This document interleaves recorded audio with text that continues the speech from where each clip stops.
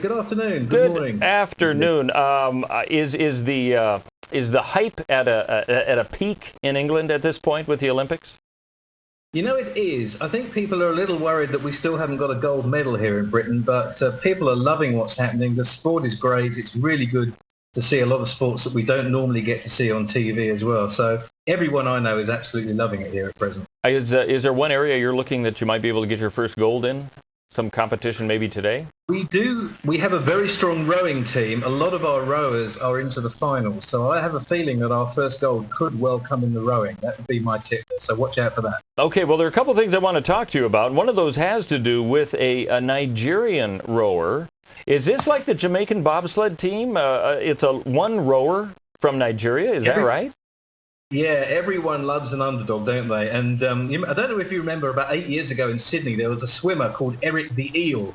He was from Equatorial Guinea, and he was a very, very slow swimmer.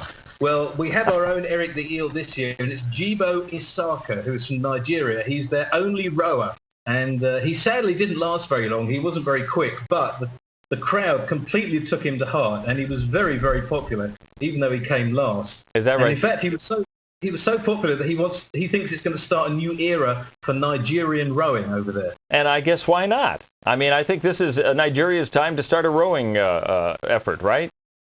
It is. There was just a great quote from him. He said, there's lots of people who want to start, and we'll start when I get back. But then he said, we've just got to wait for the boats to arrive. They haven't got any boats to row in. That would help, yes. Maybe he could do some fundraising while he's still in England.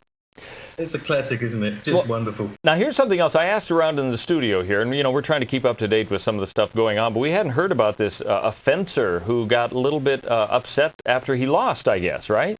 Yes. Well, she actually. It's a South Korean woman called Shin Lam. She was actually taking on a German, and it looked like she'd won right at the very end, but then they reset the clock to find there was 1 second left. And believe it or not, the German, in one final lunge, managed to win. And the Korean was so upset that she put it on a sit-down protest and refused to leave in floods of tears. But unfortunately, she had to be escorted away by officials, and she's out. But it's the first time I've heard of a fencing sit-in, or any sit-in for that matter. Although I did hear there was a water polo sit-in as well earlier too. At the bottom of the pool? Hopefully not too far down the bottom of the pool. Wow. Well, that's got a thing actually. Is the fencing, is that a controversial call at this point, or is that pretty well resolved? No, that one's been resolved. But the problem with the water polo, just to digress to that, they're having to think about using goal line technology, just like in soccer, because the team, I think it was the Spanish team, thought they'd scored. The TV picture showed the ball had gone over, but the officials said it hadn't. So that one might be a bit more controversial for a little while yet. Well, I think those are electronically activated, aren't they, those sensors?